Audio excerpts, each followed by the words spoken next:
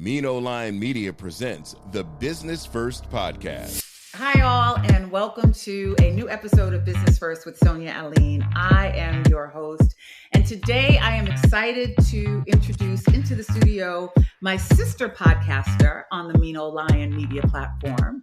And her great show that you must tune in and listen to is called Business of the Beat, where she discusses stories and strategies of professionals in the beauty industry. She is also the founder of 3 businesses, which we're going to discuss today, including the Brain Trust, which is a brand development firm. And she's the author of the upcoming book called The Beauty of Success. Welcome, Kendra, into the studio. Oh my gosh, Sonia, you're going to kill me. This is an amateur move. My computer's about to die.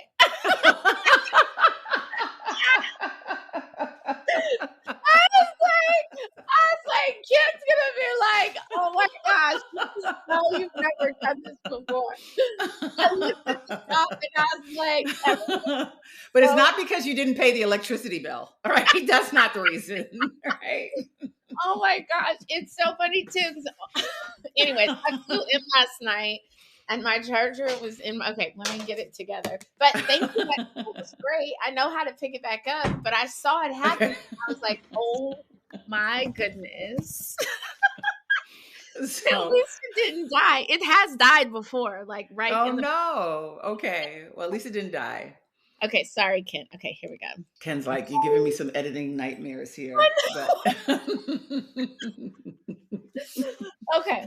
But he's had worse. So this is good. This is good. This is good. That was easy. Okay. So how are you, Kendra? I am good, Sonia. I am so honored to be here. Thank you so much for the glowing introduction. It is such an honor to be sisterpreneurs in this and to be part of Mino Lion Media. So thank you for having me. Yeah, I'm excited as well. Of course, I've been, seeing your posts. We follow each other. I know you do the podcast. I've listened to your shows, but we've never really connected. We've even done like some cross-promotional stuff on social media, which is really cool. But it is so great to meet you. And it's been fun researching you and getting to know your background. And so I'm excited to talk to you. The audience is in for a real treat. And congratulations on just all that you've accomplished. Like it's you've done a lot. Does it feel that way? It's funny because people say that and I try and think through it. But I think for me, I'm such, I know that I'm like over ambitious and an overachiever and I have a really high capacity. And so it's so interesting because I'm always like, what else would I be doing? And then I talk to other people and they're like, wow, that feels like a lot. And I love it so much. And so I'm constantly trying to figure out this interesting balance that we all have. Like, what do I love? What's the impact I can make? If I truly believe deep down that I'm here to be of service to others, how do I give while also making sure that I haven't pushed it so far that I've lost who I am or what I want to do to also fuel the other sides of my life, because it becomes all consuming when you love it.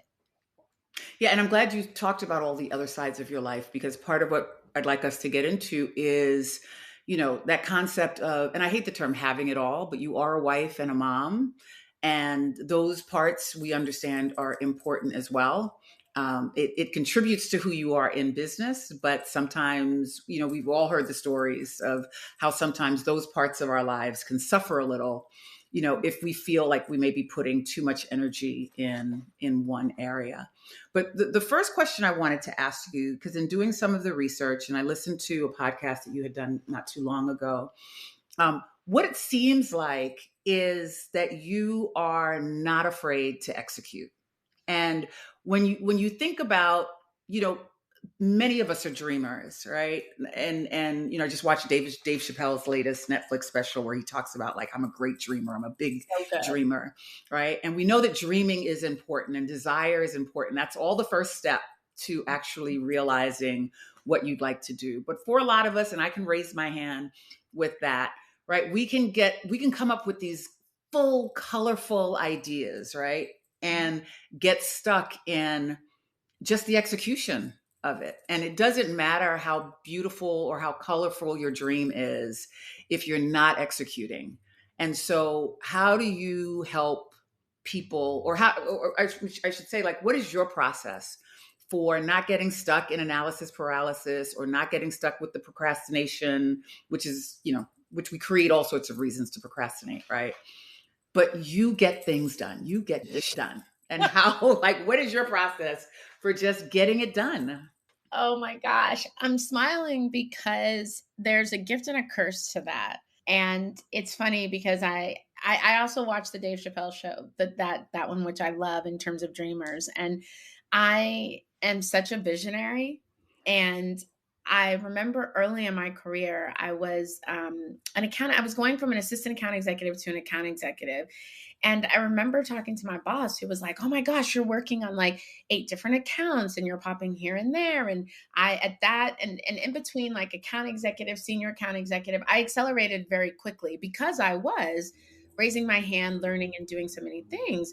And I remember the supervisor saying, "Don't you want to finish things? Like, you pop onto this account or you do this new business." And for a long time, I was like, is my success only rooted in, I started this project and I finished this and I did that? Or like, where is my talent? And at what places can I move in and out of vision and ideas and big dreaming to what do I personally have to finish versus what do I pass off and what do I set up for someone else? And so it's a really interesting thing when we look at the path of execution. And so what I have found is that there's been things, I mean, I own so many URLs. Like, I'm always calling GoDaddy. I'm always like, y'all really need to make me y'all spokesperson, because I buy them all day long, like gum.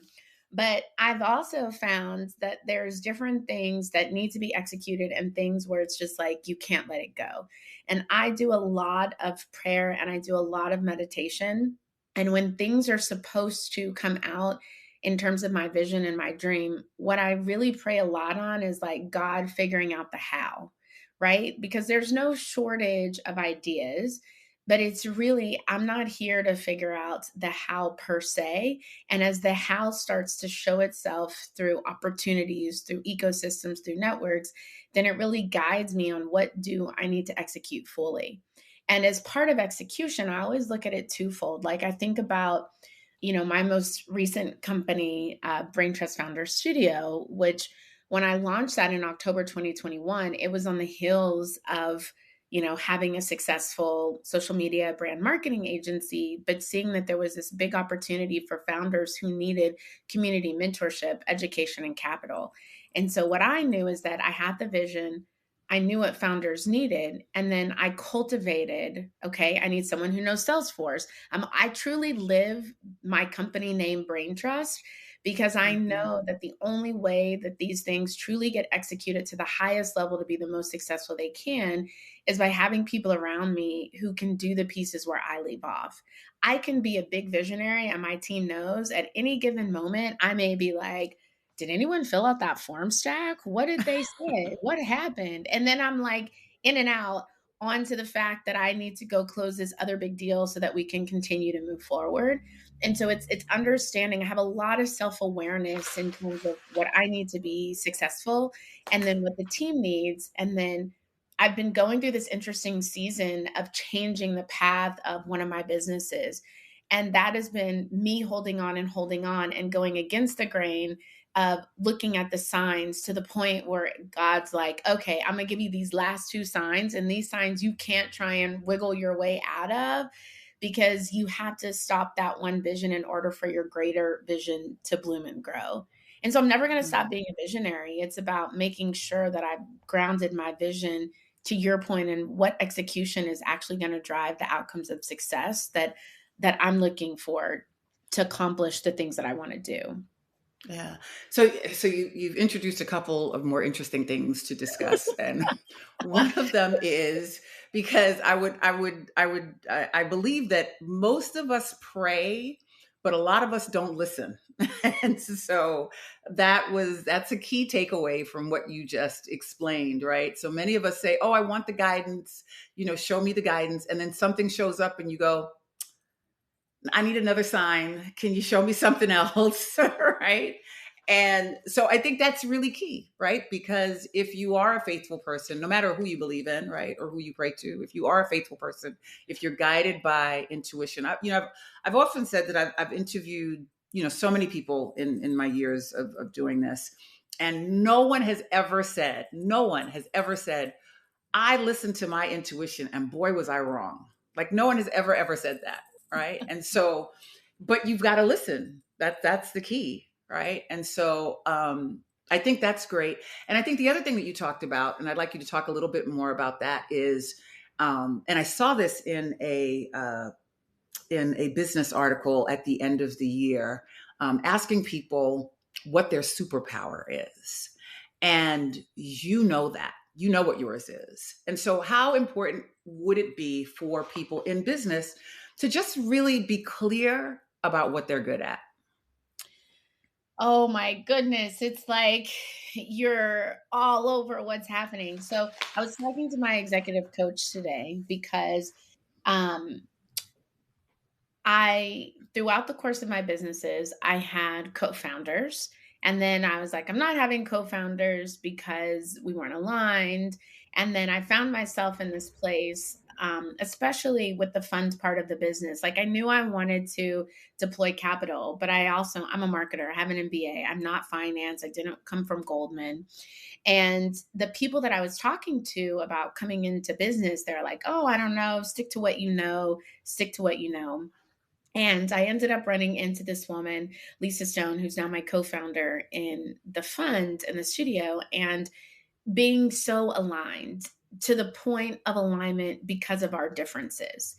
And being able to say, like, this is the type of CEO I am. It may not be the type of CEO that you're used to, but there's a commonality in us understanding our superpower. So when we're building a fund, am I the one writing the diligence memo? No. Can I? Right. Yes. But my superpower is cultivating the relationships with the founders, bringing them into the studio, understanding what's working so that I can counter that with data on the other side to say, is this a good investment? And I think that what happens is that it's that same old thing of like, just because you can doesn't mean you should. Right? Like I can do this. And I think as founders, we're building businesses and we're building the plane while flying the plane, and we have to do finance and we have to do all of these things. Exactly. And I'm not saying that I haven't done that. And there's things that I do now, but fundamentally, I also know what my boundaries and stopgaps are, where I know what I need to be successful and being vocal with that. And so even talking to my executive coach to say that there are these things that I could do, but is that the best use of me to bring the best into the company? And being very clear on what our superpowers are. I think people, for me, I have to write things down and I have to visualize it. When we got on, I was like, oh my gosh, my new idea is this real estate property. I've been driving by this property so that I can like visualize it. I've been praying on it. I don't know how we're going to do it. But to your point, it's listening, it's understanding my superpower and what I know that I can do. And then saying, however, I'm not going to move on this until I have the other side of my brain trust who can model it out and make sure that what I think my vision is saying and what I'm hearing is going to lead to success. And there's this piece that my superpower doesn't cover. And that is a financial model against a real estate property to drive us into success of the company and not the detriment of the company. Yeah. I love that as a young business owner. And when I say young, it's a new company, right? Fairly new, right? And what I love is that as a fairly young company, you have understood the importance of getting the necessary support. And usually when we start our companies, to your point, right, we're doing everything. We're flying the plane, we're doing the maintenance, we're on the ground guiding it to, we're doing it all. And so I really do want to emphasize that because it's a challenge for particularly women in the workplace, but it's also a challenge for entrepreneurs in their own business where they keep everything in their head, they hold everything to themselves. And so it's hard for them to hand things over to trust that it will get done. And so I did see in one of your other interviews that when you talked about that you created Brain Trust. You wanted smart people, and you wanted people who you could trust, and hence the name of your company. And so what is your process for making sure you get the smart people, right? And I'm going to say, and keeping your ego in check, right? Like when you have people in the room who might be smarter than you, or might have a different vision, or want to advance your own vision, and then being able to trust that. Because sometimes I think it is a difficult with our own ego, thinking like, I'm the visionary, I know what's best for my company, but then trusting someone who really does have your best interest at heart and says, no, well, maybe we should go in this direction, or maybe you should look at it this way. So that's a really multifaceted question, because um, and it's funny because in my new book, The Beauty of Success, Start, Grow, and Accelerate Your Brand, I actually have an entire chapter dedicated to ego, because ego is a really interesting thing. Yeah. And we need, as entrepreneurs, the ego to believe that our vision is great and that our companies will do well. When others don't, we have to be the ones like, yes, yes, guys, like we have to rally the troops. And then there's the other side of ego, where sometimes our ego can make us think that we can do everything. And there's things that we really can't do or we shouldn't do. I was actually in a strategic planning meeting with one of our portfolio companies, and the founder, who is brilliant and has built a company, every time we said, you need to get help, you need this, you can't scale up, she's like, well, I'm the only one that can do it. I do it better than everybody else. And it became a running joke throughout the day, where every time I'd be like, oh, that's right, you're the only one in the whole wide world who can do this. There's nobody who's ever done it before. And that's the other side of what happens. And what I really work on, and like I said, it's a gift and a curse. Like, I love the thought of people being good. And so inherently, I always think that people are meant for your good and they naturally want to help. And I was just talking to the team about people who have taken things from us and tried to do it as their own, because I didn't have enough discernment. And when I did, I still tried to think that they were okay. And then for me, it's like, once I see it, then we're done. We can't, we're like, it's done. And then I'm like, and then I never talk to you ever again in life. So I have these like interesting varying degrees, but it's really tricky. And I think, I started my first company in 2010 after having a corporate background and after being in corporate environments where, people will look at you in your face as they're like stabbing you in the heart. And it's such a interesting thing that if you let that eat away and think that nobody is meant for your good, then I truly think that you miss your blessings and you miss your opportunities.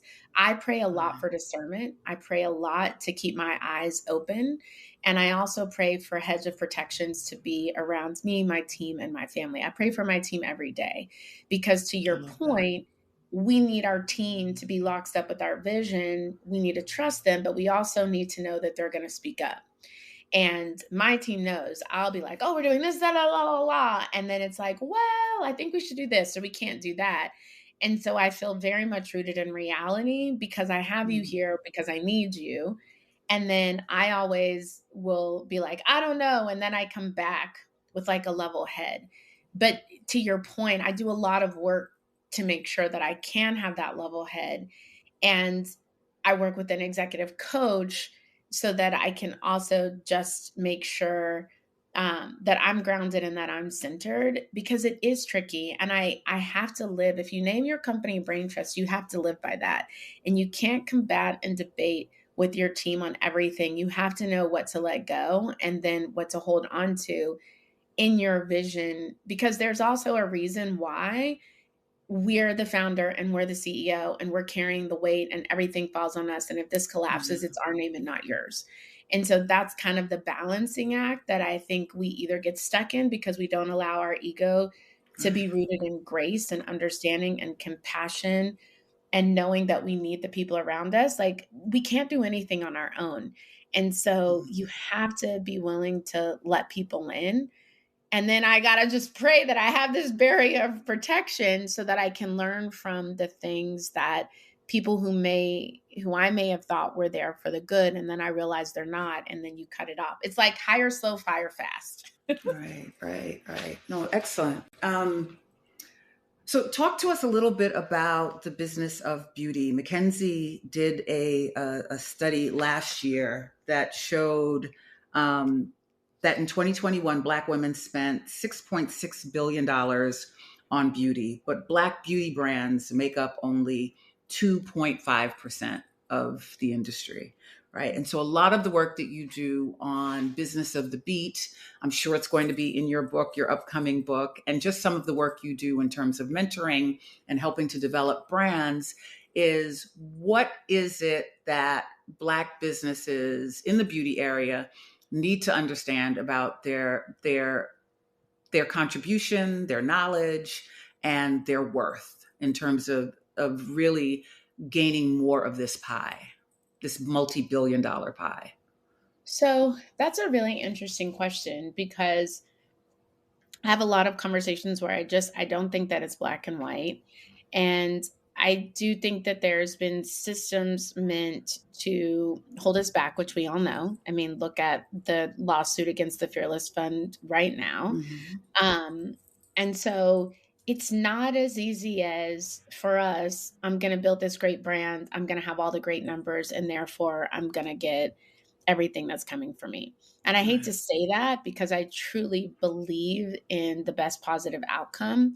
But that's why I think that our Brain Trust Fund and Fearless Fund and all of these people, that are Emmeline Ventures, Techstars in Tulsa, all of these organizations that are doing things like, it is so important because we need to be able to sow back into our own founders when others aren't. And when others are trying to pull back funding and come up with excuses, we have to stay steadfast in what we're doing. And then there's the ingredients, to success. And that's also, it goes back to kind of what we were talking about. Not every brand is going to be a unicorn brand. That's facts, numbers, and truth, right?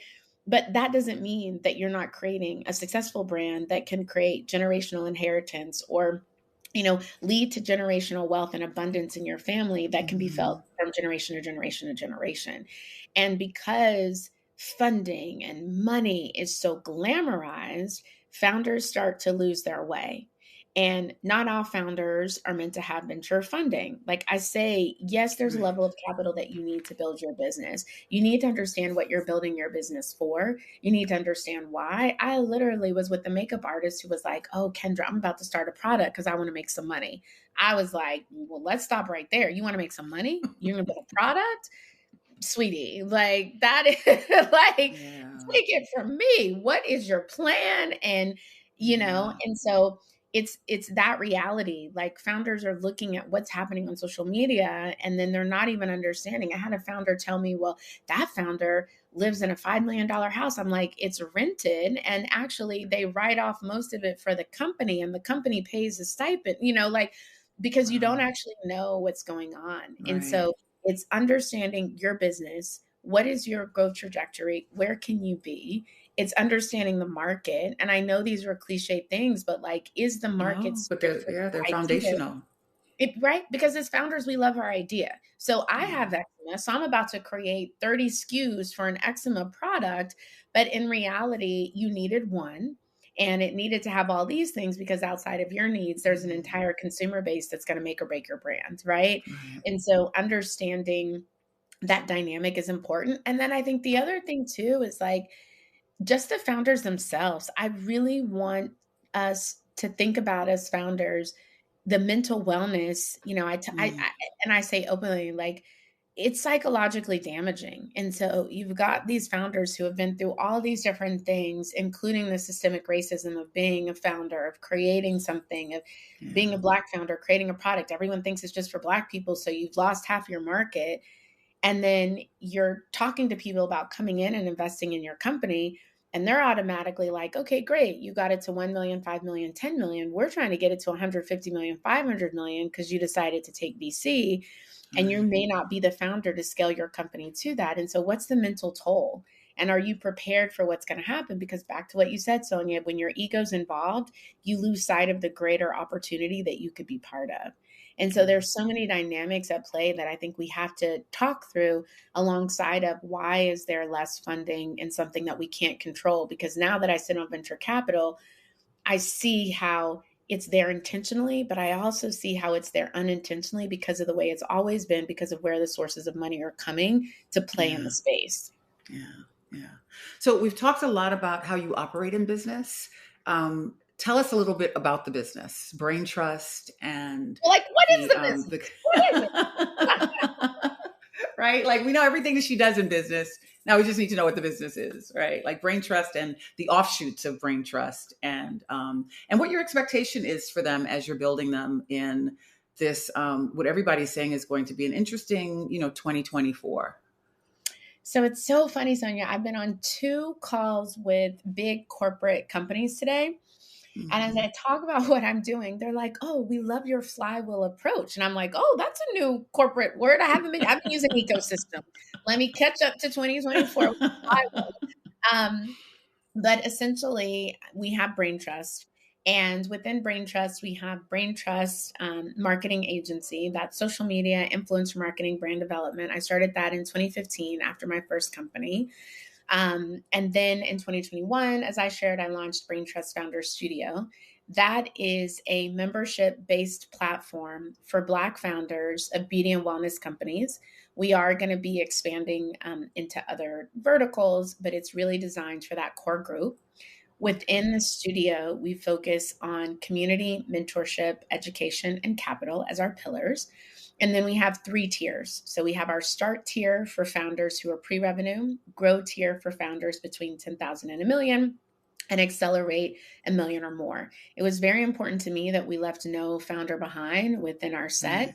And so we make sure to curate things for where you are within your business. And we provide, 5 to 6 virtual programs a month. We have our really amazing Founders House pop-up content meets commerce experience that goes to South by Essence and Martha's Vineyard and New York Fashion Week and LA, because we found that we can touch more people virtually coming out of COVID, but that people still like community and being together in space. And then as we were building the studio, I still had this, now how do we provide capital to founders that we think are really venture capital ready? And so we launched Brain Trust Fund 1. We have some surprises coming out for Brain Trust Fund 2, but we launched Brain Trust Fund 1 so that we could further invest in the founders in our studio.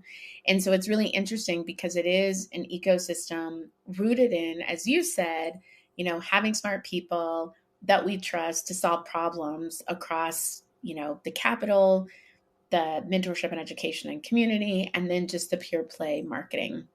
Now, what wraps all of this is, and this is me as the founder talking, but if I'm sitting, and this is kind of the old school marketing, but we've had to do this as a branding exercise. If I am sitting at the top of this as the visionary, then there's also the ancillary things that make it work. And so that's where I've been so fortunate to be part of Lion Media since December of 2022 and launching Business of the Beat, because that is truly like my creative outlet of education for myself. And so we're 151 episodes in. We just launched season 4. And so every week I'm getting educated and sharing insights with other entrepreneurs and intrapreneurs and influencers and media about our beloved business of beauty and wellness. And so what's great is that, the guests that are on the show, they're our marketing clients, or they're part of the studio, or they're our investors in our fund. And so it helps to tie it together. And then with the book, that my publisher was literally listening to my podcast and emailed and was like, "Have you thought about doing a book?" I was like, well.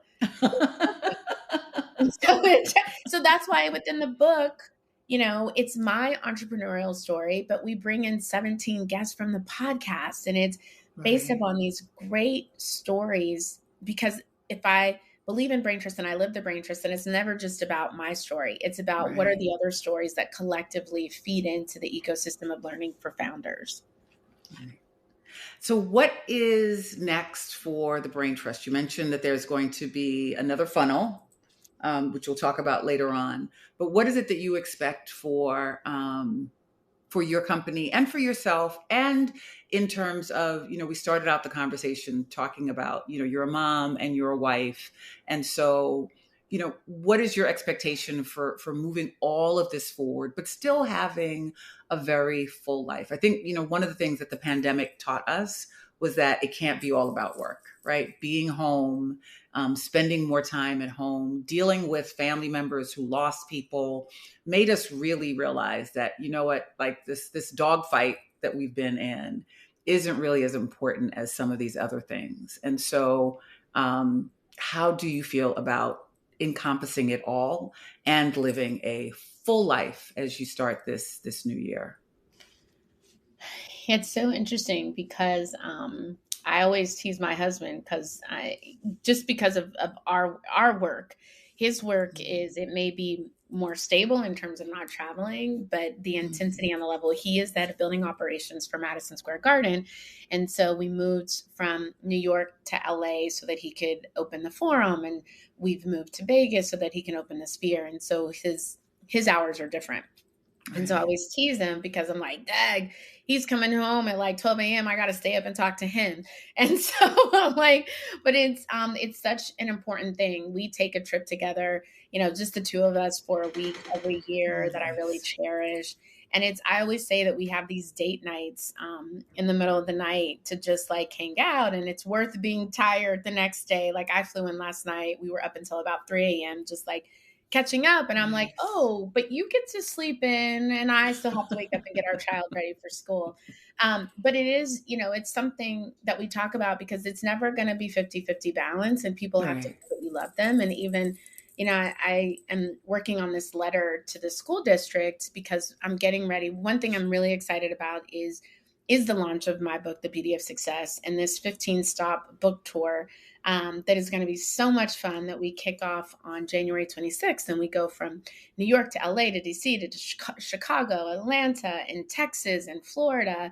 And, the first 2 years of my daughter's life, she traveled with me, and we were very fortunate. We had my mom, and I know what a blessing that is. And I grew up traveling with my mom. And so I try and, I was always like, bring her in and let her see. And so being able to bring her on a few stops on the book tour, because I will be gone for so long, but then balancing that with time whenever I can be home. And so when I think about 2024, it's full of so much energy. And I also know that it all works because I have the stability of my home life and my foundation and what's real. And I know that it may not be what other people want, but I think it's grounded me in such a way because I am the person where I could work all day. I love it. I could get up. I could work Saturday to Monday and maybe sleep a little bit, only if I sat down and fell asleep. And so it gives me another piece of health and wellness that I also have to observe. And so I protect that at all costs. And then, when I think about the business, like, expanding our Brain Trust Founders Studio into our Brain Trust Founders Institute, which we'll have to talk about. And, launching the book, like, thank goodness Ken is letting me stay with the network because we've got a whole nother year of just like such great conversations. I'm excited to expand the podcast. I'm excited to bring video in. I'm excited to do more interesting things in terms of how we create and tell stories and the partners that we work with. But I'm really full of just hope and positivity that in the midst of everything that's happening in the world, the work that we're doing with founders will have impact and will have meaning within our circle, and that we'll just continue to press forward, knowing that what we're doing is for the greater good of others. Absolutely. Well, tell us how we can follow you on the book tour, how we can connect with you on social, and keep up with all that you are engaged in. Yay, Sonia. Okay, so it's actually super easy, even with all of these things. So it's Kendra Bracken -Ferguson.com.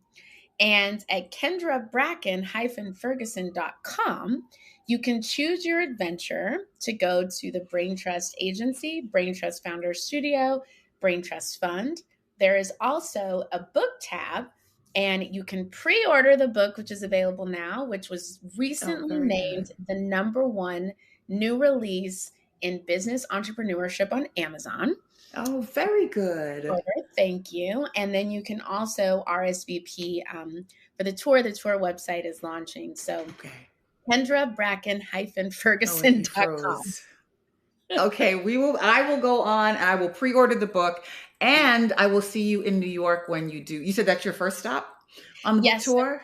We hit Sea Island, Georgia for the big Southern Sea Conference, a 3-day, 300-person, all founders, entrepreneurs. I'm keynoting and I'm doing a book signing. And then we will be in New York from February 12th through February 16th with all kinds of events. Nice. Then we head to DC on February 16th. We head to Chicago on February 17th with Black Beauty Collective.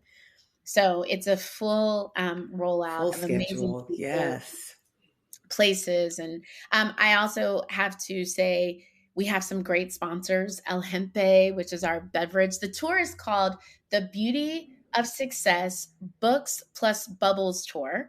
So El Hempe, which is a sparkling tequila, low alc, low sugar, is our beverage sponsor. Cantu is our hair care partner. Parfait is our AI technology partner. And we're adding more partners every day. So that's my brain trust for the tour. Okay. That's incredible. Well, Kendra, thank you so much for imparting so much great knowledge for us. We look forward to following the book tour and all your advances in business, and definitely want to have you back to talk about some more and to talk about some of the upcoming surprises that you have in business, whether it's in real estate or connected to the Brain Trust. But this is one to follow, folks. Make sure you follow Kendra. But thank you so much for being a part of this today. And thank you for all of your insight.